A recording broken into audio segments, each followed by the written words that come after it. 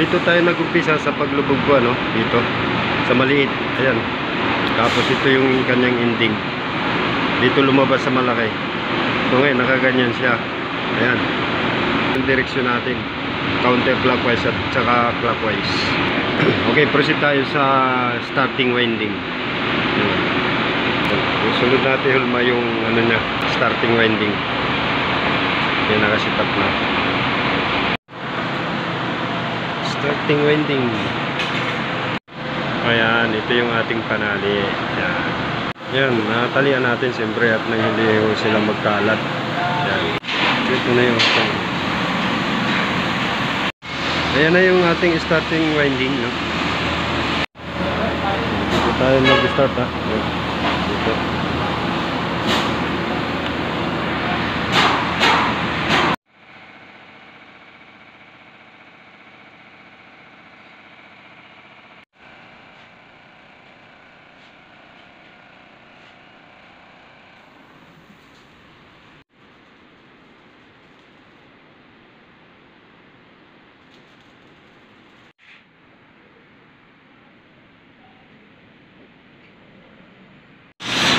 Yan. Ito ang ending po ng ating starting. Lalo ganyan na ito. Ito yung beginning niya sa ating starting. Ito yung kanyang ending. Sa connection naman, ito yung pagsasamahin natin. Ito nakalagay si thermal fuse. Ayan. Ito naman dalawa. Ito yung kulay pula, saka kulay itim. Ayan. Bali, apat lang naman na wire yan. Ito yung kulay pula. Ito yung thermal fuse natin, kulay blue. Ito naman kulay black. Saka ito kulay red. Okay, ganyan lang connection po natin. Dito naman nakalagay sila capacitor. Si capacitor, ano? Capacitor po natin. Yung dalawa na yan. Pagitan nila capacitor na nakalagay rito.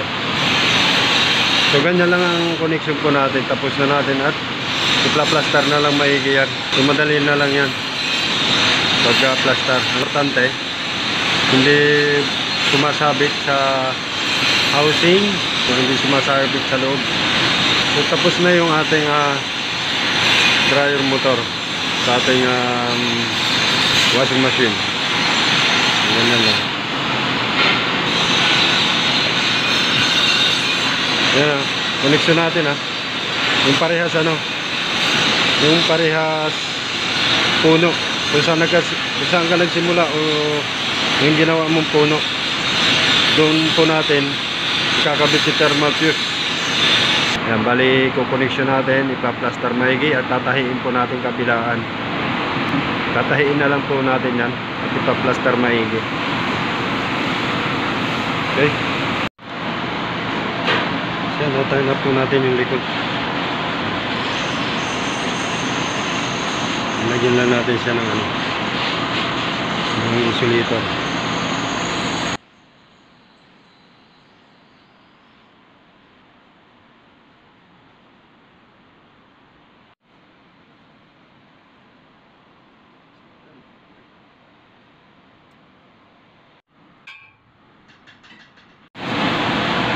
Okay, ito na yung connection natin, yung thermal fuse po natin, no? Bali dalawa po yan, dalawa na. Saka itong red, black. Parehas ending ito, parehas ending. Ito yung ending ng running, ending ng starting. Ito na yung mga puno nila.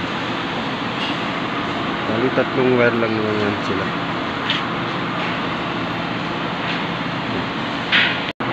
So ito na. Matayin na natin. Dito yung thermal fuse.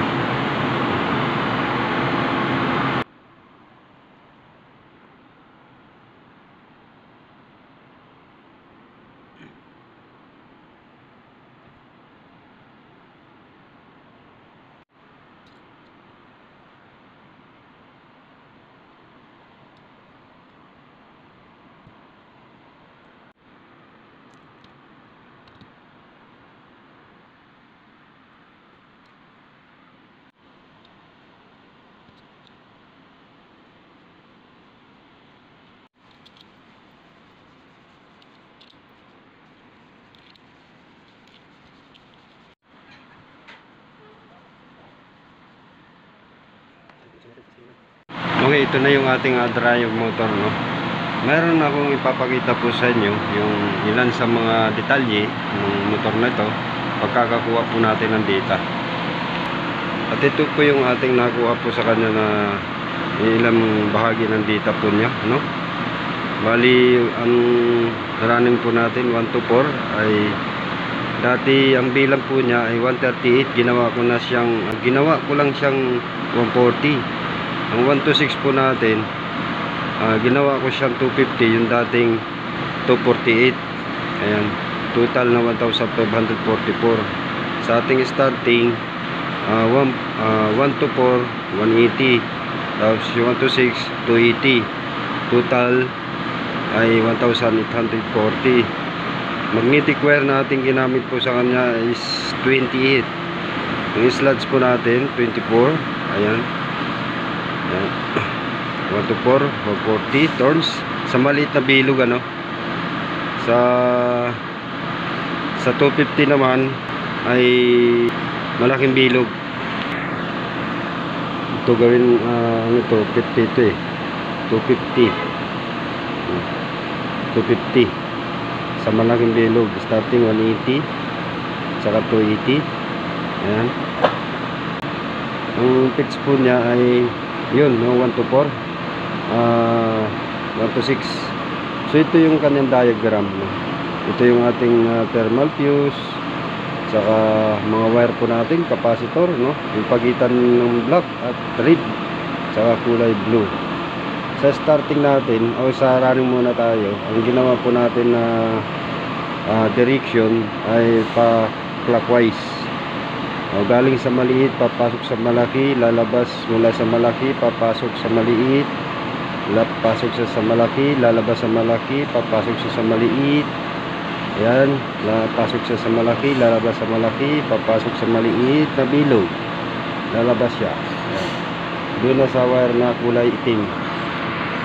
Okay, tapos yung ano, ganun din sa starting natin.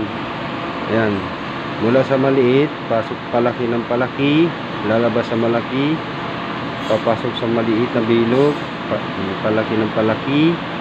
Ayan, papasok sa maliit. Ayan, palaki siya ng palaki, lalabas mula sa malaki, papasok sa maliit hanggang sa lumaki. Ayan, kulay red na siya na wire. Ito thermal fuse po natin. Ito lang po yung ating pagkakakuha ng diagram at saka yung mga ilang detalye po sa motor na yan. Bali, base lang din ito sa ating pagkakakuha ng diagram po sa kanya, dahil base lang po ito sa aking personal po na kapamaraanan. So yan, idol.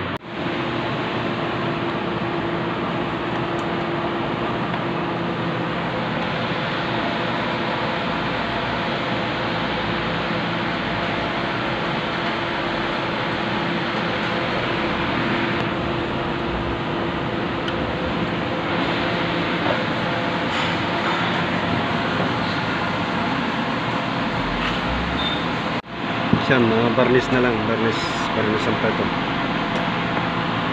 Tanggalin ulit, babarnisan yung windings.